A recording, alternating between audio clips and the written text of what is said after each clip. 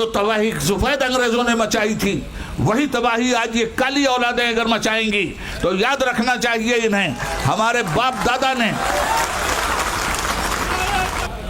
سماج میں نفرت کا ماحول پیدا کریں گے تو آپ اپنی ڈیوٹی پوری نہیں کر رہے ہیں بلکہ اپنی ڈیوٹی سے کھلی ہوئی غداری کر رہے ہیں۔ آپ جو افواہیں پھیلا کر ملک کو گمراہ کر رہے ہیں اور ہندوستان بھر کے لوگوں کو بھرمت کر رہے ہیں، آپ اپنے پیشے کے ساتھ نمک حلالی نہیں کر رہے ہیں۔ جہاں جہاں دھاندلیاں ہو رہی ہیں ان دھاندلیوں کو ختم کرتے ہوئے مضبوط قانون کا شکنجہ ان پہ کسے، بجائے اس کے حکومت نے وقف کی جائیداد ہی کو ہڑپ کرنے کا ایک ناپاک منصوبہ بنایا۔ سیکولر حکومت کا مطلب ہوتا ہے لا مذہب، کوئی دھرم نہیں ہوگا۔ ہندوستان کے مسلمانوں نے اپنی جائیداد خدا کے نام پر وقف کرتے ہوئے مسجد کے لیے، مدرسے کے لیے، قبرستان کے لیے، درگاہوں کے لیے۔ السلام علیکم۔ میں سب سے پہلے میڈیا کے لوگوں سے خصوصاً اپیل کی، آپ لوگوں سے بائک لینا اور اپنی تقریریں کرنا بند کر دیجئے۔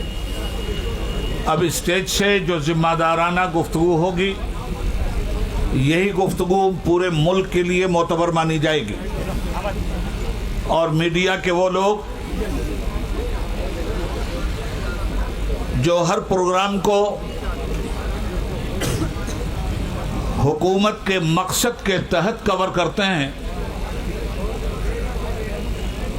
ان سے گزارش ہے کہ براہ کرم آپ جو افواہیں پھیلا کر ملک کو گمراہ کر رہے ہیں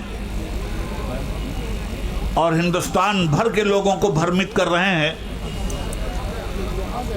آپ اپنے پیشے کے ساتھ نمک حلالی نہیں کر رہے ہیں۔ اس لیے میں پھر ایک مرتبہ اپنی گفتگو کرنے سے قبل میڈیا مؤدبانہ گزارش کروں گا کہ آپ سماج کی آنکھ ہیں، سماج کی نگاہ ہیں، اور آپ کے ذریعے سماج اپنے حالات کو دیکھتا، پڑھتا اور سنتا ہے۔ پروفیشنل ڈیوٹی پوری کرنے کے بجائے سماج کو گمراہ کریں گے، سماج کو بھرمت کریں گے، سماج میں نفرت کا ماحول پیدا کریں گے تو آپ اپنی ڈیوٹی پوری نہیں کر رہے ہیں بلکہ اپنی ڈیوٹی سے کھلی ہوئی غداری کر رہے ہیں۔ میرا خیال یہ ہے کہ یہ میسج تبھی لوگوں تک پہنچ گیا۔ اب کچھ ضروری باتیں میں آپ کی خدمت میں پیش کرنا جا رہا ہوں۔ بسم اللہ الرحمن الرحیم۔ کسے خبر تھی بہار آتے ہی پھول رنگی کفن بنیں گے، خبر تھی بہار آتے ہی پھول رنگی کفن بنیں گے، قدم قدم پر روش روش پر چمن میں دارو رسن بنیں گے۔ نہ ہوتا گلچین کا لب پہ شکوا، نہ کرتے رہے طلب میں یقین تھا کس کو کہ ہوگا ایک دن یہ سانحہ بھی، رکے گا منزل پہ کارواں جب تو راہ بر راہ زن بنیں گے۔ محترم حضرات، مشان وشال دھرنا آل انڈیا مسلم پرسنل لا بورڈ کے تحت دیگر ملی تنظیموں کی پوری حاصل کرتے ہوئے اپنی بات سینٹرل حکومت تک پہنچانا چاہتا ہے۔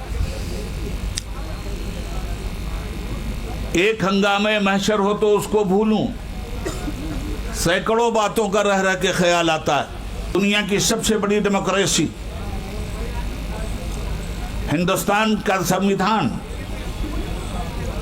ملک کے ہر باشندے کو تحفظات کے ساتھ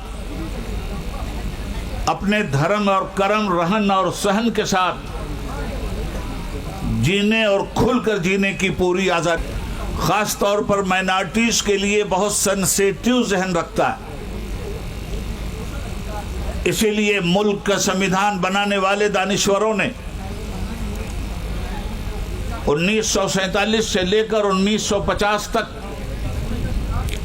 یہ محسوس آواز کو دبانے میں کامیاب ہو جاتی ہے. اس لیے اقلیت کی آواز کو دبایا نہ جائے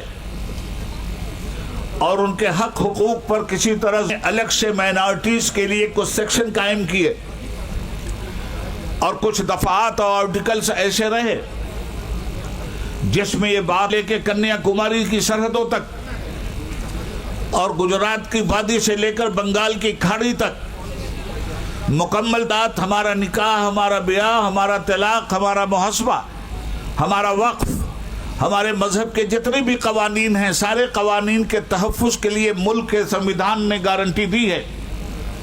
ملک میں حکومت سیکولر ہوگی، یہ بھی ملک کے سنویدھان کا ایک فیصلہ ہے. سیکولر حکومت کا مطلب ہوتا ہے لا مذہب، کوئی دھرم نہیں ہوگا. مگر سیکولر ملک میں اس بے دھرم حکمک لوگ اپنی زندگی دھرم کی بنیاد پر گزارتے ہیں.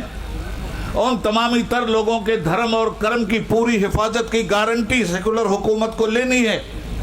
اور جہاں کسی مذہب کے اندر کسی دوسرے نے اگر رکاوٹ پیدا کی تو ایسی صورت میں حکومت کی ذمہ داری ہے کہ قانون اس کے گریباں. جہاں ہماری اور ساری چیزیں ہیں اس میں یہ وقف کی جائیدادیں ہیں. جس طرح نماز و روزہ، حج و زکوٰۃ ہمارے لیے ضروری ہے، اسی طرح سے حج اور رمضان کے روزے اور اسی طرح سے وقف کی جائیداد کا تحفظ بھی ہمارے لیے ضروری ہے. سب سے پہلے 2 منٹ میں یہ بات صاف کر دینا چاہتا ہوں کہ وقف کی جائیداد کا بیک گراؤنڈ کیا ہے. ہندوستان کے مسلمانوں نے اپنی جائیداد خدا کے نام پر وقف کرتے ہوئے مسلمانوں کے حوالے کیا. مسجد کے لیے، مدرسے کے لیے، قبرستان کے لیے، درگاہوں کے لیے، امام باڑوں کے لیے، عیدگاہوں کے لیے. وقف کے قانون کو ہندوستان کے سنویدھان نے اتنی مضبوطی دی ہے کہ جو چیزیں وقف ہو چکی ہیں انہیں نہ مسلمان خرید سکتا ہے نہ غیر مسلم، نہ مسلمان ان پہ قبضہ کر سکتا ہے نہ غیر مسلم اور نہ حکومت. مگر ملک کے اس قانون کی دھجی اس طرح سے اڑائی گئی، وقف کی جائیداد پہ قبضہ و تسلط جما کر ہمیں شرمندہ کیا. حکومت کو یہ چاہیے تھا کہ وقف ترمیمی ایکٹ پیش کرنے کے بجائے جہاں جہاں دھاندلیاں ہو رہی ہیں ان دھاندلیوں کو ختم کرتے ہوئے مضبوط قانون کا شکنجہ ان پہ کسے. بجائے اس کے حکومت نے وقف کی جائیداد ہی کو ہڑپ کرنے کا ایک ناپاک منصوبہ بنایا. پچھلے میں جو ترمیمی بل لایا گیا اس ترمیمی بل کی کچھ دفعات میں آپ کے سامنے رکھنا چاہتا ہوں تاکہ صاف سمجھ میں بات آ جائے کہ یہ بل مسلمانوں کے لیے ہانیکارک کیوں ہے. پہلی بات، کوئی بھی ٹرسٹ ہو ہندوستان میں، مندروں کے بہت بڑے بڑے ٹرسٹ ہیں، ہمارے سکھ بھائیوں کے گردواروں کے بہت بڑے بڑے ٹرسٹ ہیں، بودھسٹ بھائیوں کے بہت بڑے ٹرسٹ ہیں. کسی بھی ٹرسٹ میں کسی غیر سے انٹری نہیں ہے. سکھوں کے ٹرسٹ میں ہندوؤں کی انٹری نہیں، ہندوؤں کے ٹرسٹ میں مسلمانوں کی انٹری نہیں. آخر یہ کون سا قانون ہے کہ آپ نے جو اس وقت وقف ترمیمی ایکٹ پیش کیا ہے اس میں آپ یہ مسلمانوں کے ٹرسٹ میں چلے گئے مگر کالی اولادیں پیدا کر کے گئے. جو تباہی سفید انگریزوں نے مچائی تھی وہی تباہی آج یہ کالی اولادیں اگر مچائیں گی تو یاد رکھنا چاہیے انہیں ہمارے باپ دادا نے ملک میں جو نفرت کا ماحول پیدا کیا گیا ہے. اب کی مرتبہ کی ہولی ہم لوگ ہمیشہ ہولی، دیوالی، یہ ساری چیزیں رواداری کے ساتھ ایک دوسرے کے سامنے والی کالی حکومت جس تاریخ آپ کی اس بدنیتی کو کبھی بھی معاف نہیں کرے گی. اس سے پہلے بھی ہولی آتی تھی، کبھی مسجدوں پہ ترپال نہیں پڑتے تھے. ایک رپورٹ پیش کر کے میں اپنی بات کو ختم کر دوں. ملت ٹائمز کو چلانے کے لیے، اس کو کنٹینیو رکھنے کے لیے ہمیں آپ کے تعاون کی اشد ضرورت ہے. پچھلے رمضان میں آپ نے ہمارا ساتھ دیا تھا. اس سال بھی ہم آپ سے درخواست کرتے ہیں کہ رمضان میں ملت ٹائمز کو سپورٹ کریں تاکہ ہم اپنا کام مزید بہتر طریقے سے جاری رکھ سکیں. اکاؤنٹ کی تفصیل آپ کے اسکرین پر موجود ہے. گوگل پے، فون پے اور پے ٹی ایم نمبر بھی موجود ہے. اس کے ذریعے آپ ہماری مدد کر سکتے ہیں.